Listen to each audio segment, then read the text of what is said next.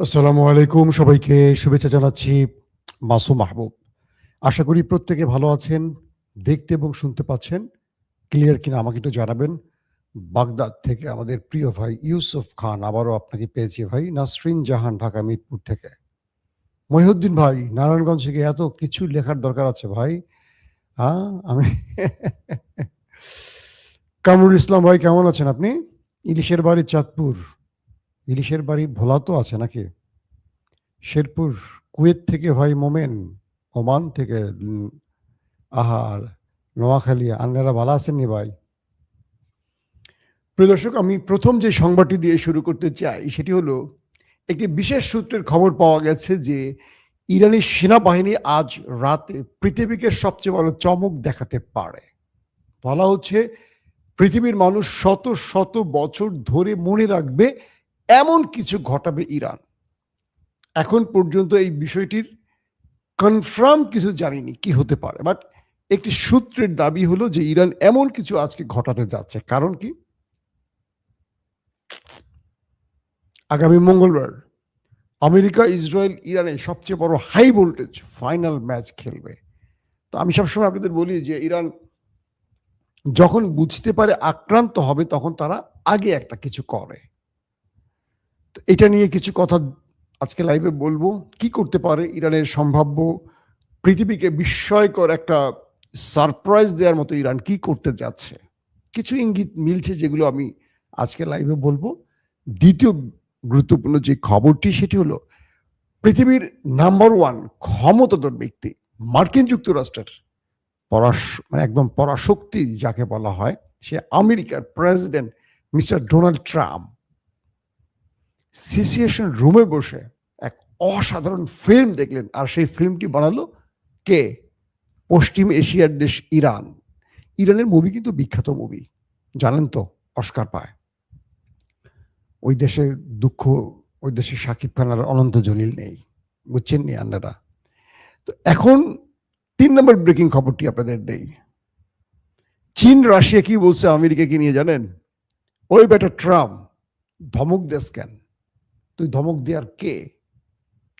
যুদ্ধবিরতি চা, নত হয়ে চা, আওয়াজ দিবি না। কে বলছে? Vladimir Putin. আর চীন কি বলল? চলেন চলে যাই মূল খবরের মধ্যে। আপনারা যে খবরগুলো জন্য ওয়েট করছেন আমি দেখতে পাচ্ছি। আসসালামু আলাইকুম। অনেকে জহির ফরিদপুর থেকে ভাই কমেন্ট করছেন। কমেন্টে আপাতত না যাই, সংবাদে যায়। অনেকে বিরক্ত হয়, অনেকে খুশি হয়, দুটোই। আমার কিছু দর্শক আছেন, অনেকে অনেক রকম। ভাই, মানুষের একটা জিনিস কি, পজিটিভ থিং। একটা ব্যক্তি, তাকে খুশি করা অনেক বড় কাজ। আপনার হয়তো 10 সেকেন্ড সময় নষ্ট হচ্ছে, কিন্তু জীবনে এরকম অজস্র সময় আমরা নষ্ট করি। হাসপাতালে আমরা যখন রুগীর হয়ে থাকি বা রুগীর পাশে থাকি, দেখবেন অজস্র রাত। আমার অনেক প্রিয় মানুষরা আছেন যারা হয়তো এখন হাসপাতালে আছেন, হয়তো কঠিন ব্যাধি নিয়ে আছেন, অথবা সুস্থ হয়ে ফিরে যাবেন। তাদের সময়গুলোকে একবার চিন্তা করেন, তারা কিভাবে নির্ঘুম রাত কাটায়। আল্লাহ তাদের শেফা দান করুক, দোয়া করি। আবার এমনও লোক আছেন যারা রাতে জুয়া খেলে সময় নষ্ট করবেন। সময়টা খুব মূল্যবান।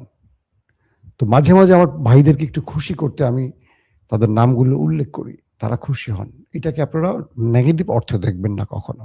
চলেন মূল প্রসঙ্গে চলে যায়। জি শরীফ ভাই, সিলেট থেকে দেখতে পাচ্ছি আপনাকে আমি। ফরিদপুর থেকে জহির। শোনেন, মূল জায়গাটা আজকে বলি।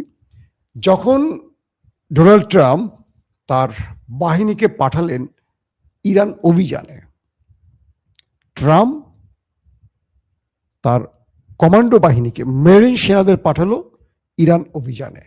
টার্গেট লক হলো ইস্পাহান নিউক্লিয়ার প্ল্যান্ট। কিন্তু তারা দেখালো পাইলট উদ্ধারের নাটক। আজকে দুটো লাইভে এই বিষয়ে ডিটেল বলছি, সেদিকে যাব না, কিন্তু পরবর্তী প্রেক্ষাপটে আসি। তো ডোনাল্ড ট্রাম্প যখন কাসেম সোলাইমানিকে ইরাকের বাগদাদে মিসাইল দিয়ে হিট করে হত্যা করেন, তখনও তিনি সিচুয়েশন রুমে বসে পুরো লাইভ দেখছিলেন। মনে আছে আপনাদের? তো ডোনাল্ড ট্রাম্প এই ব্যক্তি তো একটু কচিখা গ্রুপের লোক, বুঝছেন না? কচিখা গ্রুপ। তার বিরুদ্ধে কিন্তু অ্যারেস্টমেন্ট ফাইল তৈরি হয়েছে, জানেন?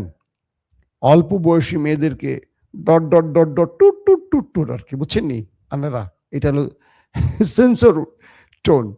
এই মামলা কিন্তু তার ঘাড়ে আছে বলে তিনি এখন আদালতের দৌড়ঝাঁপ শুরু করে দিয়েছে। তো সেই ব্যক্তি ফিল্ম দেখতে পছন্দ করেন, মুভি। তো তিনি সিচুয়েশন রুমে প্রায় বসেন, কন্ট্রোল রুমে প্রায় বসেন। তো তিনি লাইভ দেখেন এবং সঙ্গে সঙ্গে টুইট করেন, আমি আমার বাহিনীকে ধন্যবাদ জানাই, আমার বাহিনী কাসেম সুলাইমানিকে হত্যা করেছে, আমার বাহিনী অমুক তমুক এটা করেছে, আমার বাহিনী কি বলে মাদুরোকে তুলে নিয়ে এসছে, নিকোলাস মাদুরোকে। এগুলো সে বলতে, সিনেমাটিক ভাবে বলতে পছন্দ করেন, তার বীরত্বের গল্প বলতে পছন্দ করেন।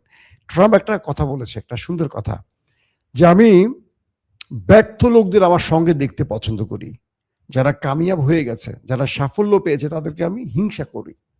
কারণ যারা সাফল্য পেয়েছে তারা শুধু আমাকে তাদের সাফল্যের গল্প শোনায়, আর ব্যর্থ লোকরা আমার গল্প শোনে। বুঝছেন নি? মানে গর্ধবদের সে খুব পছন্দ করে, কারণ গর্ধবদের গল্প শোনানো যায়। তো সেই ট্রাম্প 72 ঘন্টা আগে বসছিলেন সিসিশন রুমে। তার প্রায় 1 ডজনের বেশি, 1.5 ডজনের কাছাকাছি বা উপরে এয়ারক্রাফট ঢুকেছে ইরানে। উল্লেখ পাইলট উদ্ধার, কিন্তু পেছনে ইউরেনিয়াম লুট করা টার্গেট এবং প্রকল্প ধ্বংস, অর্থাৎ ইস্পাহানকে ধ্বংস করা। সিচুয়েশন রুমে বসে ট্রাম্প দেখলেন তার বাহিনী নেমে গেল একটা বিশেষ জায়গায়, যেখান থেকে তারা ইউরেনিয়ামের দিকে ছুটবেন। এরপরে C-130 ব্ল্যাক হককে টার্গেট করে যখন ইরান সিরিজ অ্যাটাক শুরু করলো, ট্রাম্প এই দৃশ্যগুলো লাইভ দেখছিলেন। প্রশ্ন করবেন কি করে লাইভ?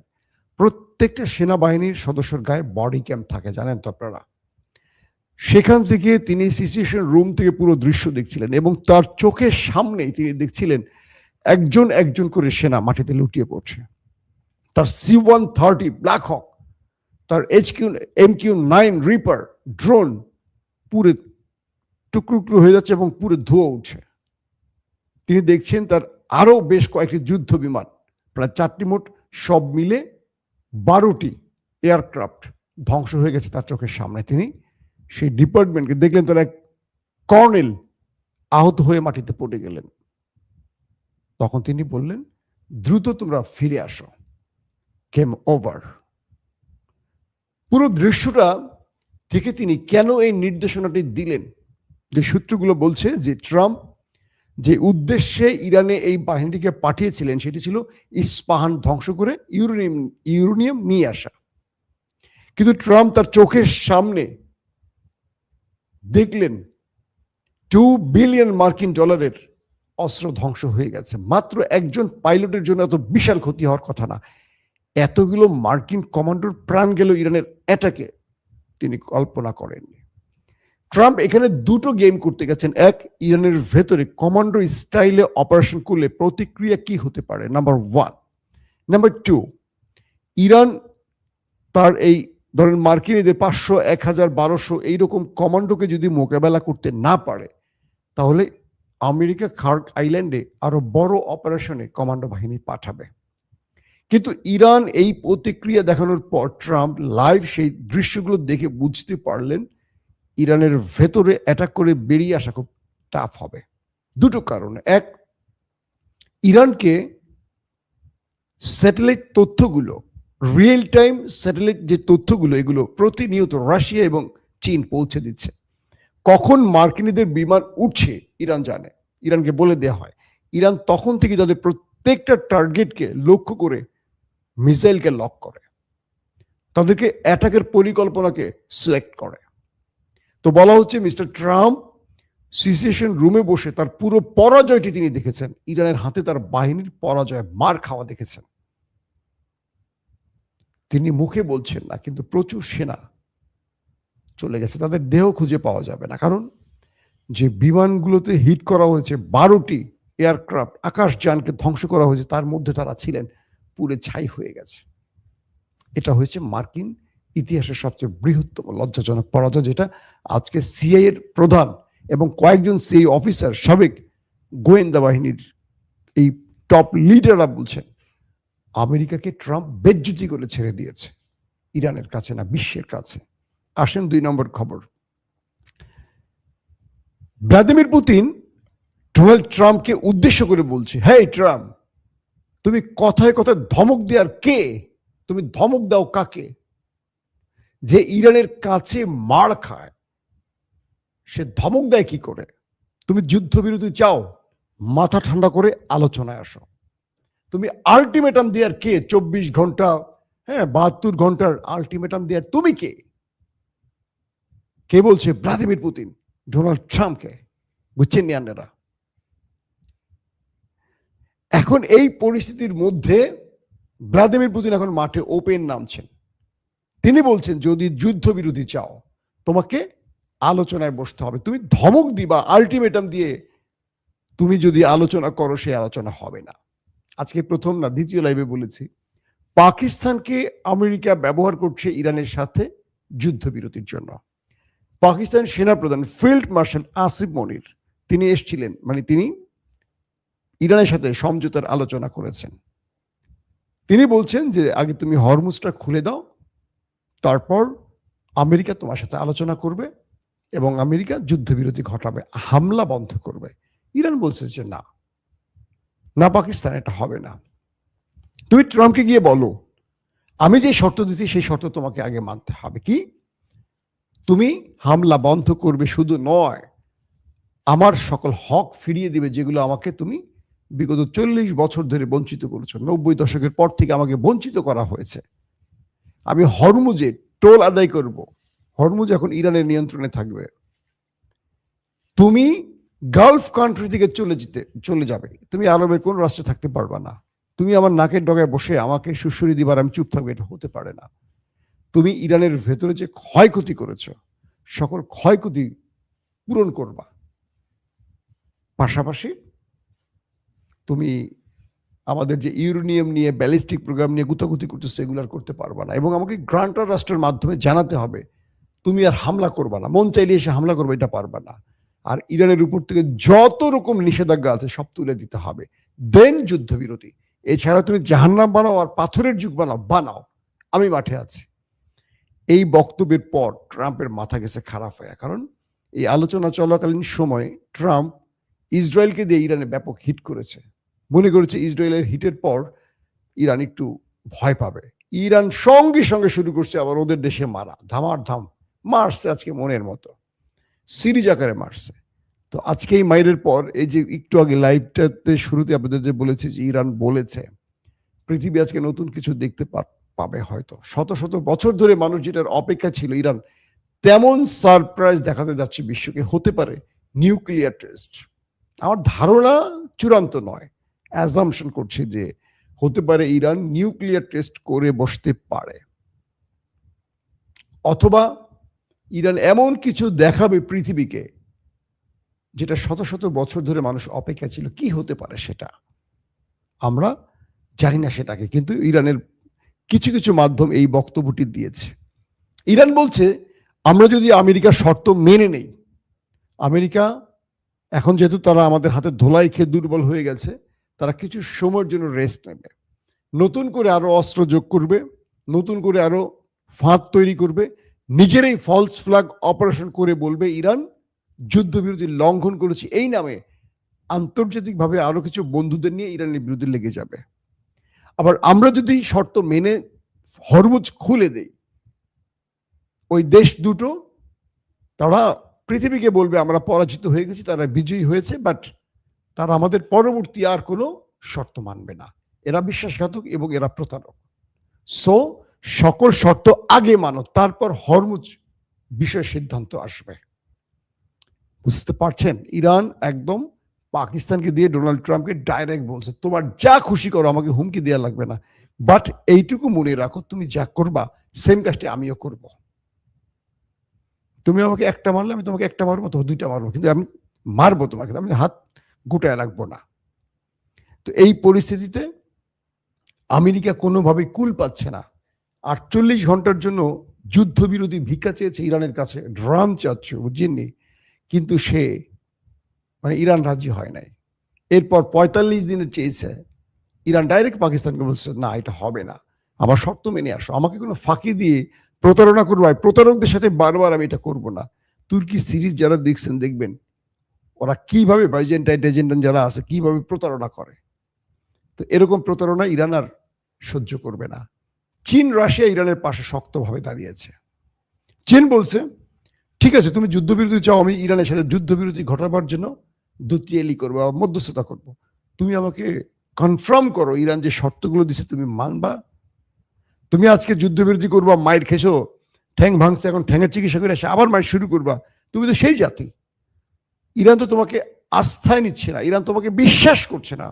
ইরান বলছে তুমি বিশ্বাসের কাজ করছো, 2 দফা অ্যাটাক করছো, তুমি 2 দফা ইরানের সাথে তোমার আলোচনার মধ্যে অ্যাটাক করছো। আলোচনার মধ্যে অ্যাটাক করে তুমি এখন যুদ্ধবিরতি চাও, ইরান তোমাকে দিবে না। তো ইন্টারন্যাশনাল গ্রান্টের রাস্তায় তুমি টানো যাদেরকে ইরান বিশ্বাস করে। তোমাকে করে না, তোমার ওই ওস্তাদকে করে না, নেতানিয়াহুকে। আর আরবকে তো করেই না, আরব তো মহা বিশ্বাসঘাতক। এদের কথা কি বলবো। এখন ইরানের প্রশ্ন, ইরান বিশ্বাস করবে কাকে? হয় পাকিস্তানকে, না তো তুরস্ককে। আর যদি পাকিস্তান তুরস্ক থাকে, এটা তো আমেরিকার উপরে মোস্তানি করতে পারবে না। পারবে কে? চীন রাশিয়া, এরা পরাশক্তি। পাকিস্তানকে একটা চটকানা দিলে পাকিস্তান উঠে পড়ে দৌড় দিবে আসিফ মনির আমেরিকার থাপ্পড় খেয়ে। পাকিস্তানের বাংলাদেশের বিশ্বের দরবারে কোনো অবস্থান আছে? এরা আমেরিকার যদি ধরেন কথার কথা একটা আন্ডার সেক্রেটারি বাংলাদেশের প্রাইম মিনিস্টারকে বলে দেখবেন চেয়ার থেকে নিচে ঠাপাস করে পড়ে গেছে। এদের বেল আছে, নিজের দেশ লজ্জার কথা না, এটা তো আমাদের দুর্বলতার কথা যে আমরা এখানে নিজেকে আটকে রাখছি। ওদের ইচ্ছার উপর আমরা চলি, আমরা মানুষের ভোটে চলি না। তো সেই পরিস্থিতিতে ইরান কি চমক দেখাতে পারে এই বিষয়টি এখন চূড়ান্ত নয়। এবং আগামীকালকে সবচেয়ে বড় ম্যাচ খেলবে আমেরিকা ইসরায়েল, এটা বলা যায়। ইরানও সর্বোচ্চ প্রস্তুত। আজ রাতে কি ঘটতে পারে দর্শক? অনেক কিছু ঘটতে পারে। কুর্দিরা কুর্দিদের ইরানের বিরুদ্ধে লাগাবার জন্য আমেরিকা অস্ত্র দিয়েছিল। কুর্দিরা সেই অস্ত্র নিয়ে কেটে পড়েছে। কুর্দিরা এখন ইরানের বিরুদ্ধে লড়াই করতে চায় না। আমেরিকার অস্ত্র পেয়ে বগলের নিচে নিয়ে দৌড়, উঠে পড়ে দৌড় মারছে। সে আলার অস্ত্র তো পাইছি। এইবার ট্রাম্প বসে মাইন কাছি, ভাই হায় হায় রে, অস্ত্র গেল, কুর্দিও গেল, ইরানের বিরুদ্ধে কেউ লাগতে চায় না। ঘটনা কি বুঝতে পারছেন? এখন সবাই ইউরোপ, ফ্রান্স ফোন দেয় গোপনে গোপনে, হ্যাঁ ইরান তেল লাগবে, তোমার পক্ষে কিন্তু আমি কথা বলছি, দেখো আমার ভূমি ব্যবহার করতে দিই নাই, আকাশ ব্যবহার করতে দিই নাই। জার্মান ফোন দিচ্ছে, হ্যাঁ ইরান কি অবস্থা, একটু তেল টেল লাগে যে, আমার হারিকেন চারাক নিভে যাচ্ছে। স্পেন কয় আমি কিন্তু তোমার পক্ষেই আছি। ইরান স্পেনের জাহাজ যেতে দিছে, তুমি আমার পাশে একদম ঠিক জায়গায় আছো, তুমি আমার প্রকৃত বন্ধু। এখন ইউরোপ ইরানকে ফোন দেয়, চুপি চুপি যোগাযোগ করে। আর একটা মজার কাহিনী ঘটছে, ইরানের যারা রাষ্ট্রদূত, পৃথিবীর প্রতিটা দেশে ইরানের এম্বাসি আছে না, ওইখান থেকে এরা একটা খেলা শুরু করছে। এরা আসলে মিডিয়ায় ওস্তাদ। ইরান কি করছে শোনেন। এরা কি করছে, ট্রাম্পের বিরুদ্ধে, আমেরিকার বিরুদ্ধে এমন এমন ট্রল করতেছে পুরো দেশে বসে। ধরেন বাংলাদেশে ইরানের যিনি অ্যাম্বাসেডর বা তাদের সেক্রেটারি যারা গুরুত্বপূর্ণ পর্যায়ে আছে, তারা যখন কিছু লেখে সোশ্যাল মিডিয়া, পুরো বাংলাদেশের গণমাধ্যমে আসে, স্বাভাবিক, বা আমাদের সোশ্যাল মিডিয়া আমরা ভাইরাল করে দিই। ইরানের এই অ্যাম্বাসেডর বা তাদের যে দূতাবাসের কর্মকর্তারা আছেন, তারা এমন এমন ট্রাম্পকে ব্যঙ্গ করে ট্রল করছে, আমেরিকাকে ব্যঙ্গ করে ট্রল করছে, যেগুলো পুরো পৃথিবীতে এখন হ্যাভি ভাইরাল ইস্যু। ট্রাম্পকে মোটামুটি দেখবেন এআই দিয়া ট্রাম্প আর নেতানিয়াহুর টাইটানিকের ভিডিও বানাইছে। হ্যাঁ, ট্রাম্প হইলো কেট না, নায়কটা হয় কি ট্রাম্প আর নায়িকাটা হয় নেতানিয়াহুর। এদিকে সেই মিউজিকের ভিডিও টিডিও বানাইছে। আবার দেখা যায় খামিনি তেল নিয়ে বসে রয়েছে, সবাই গিয়ে তেল নেয়, খামিনি তেল দেয়। ট্রাম্প চিন্তা করছে সারা তেলের ড্রাম না, আমি পুরো তেলের খনি নেবো। সে নিয়ে দিছে দৌড়, এরপরে খামিনি দিছে সুইচ টিপ, ট্রাম্প ওইটা নিয়ে মিজাইলের মতো আকাশে চলে গেছে। ওইটা ট্রাম্প একেবারে খমিনির টিপ খাই উপরে চলে গেছে।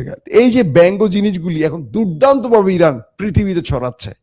মিস্টার ট্রাম্প এখন মন খারাপ করে সিচুয়েশন রুমে সেরকম করে বসে আছে। হাই ইরান, এটা কি হলো? আল্লাহ হাফেজ। ওপেন দাইস মানে সত্যকে সত্য বলা, মিথ্যেকে মিথ্যে বলা। আমরা শোনা কথা নয়, চোখে যা দেখি তাই বলি।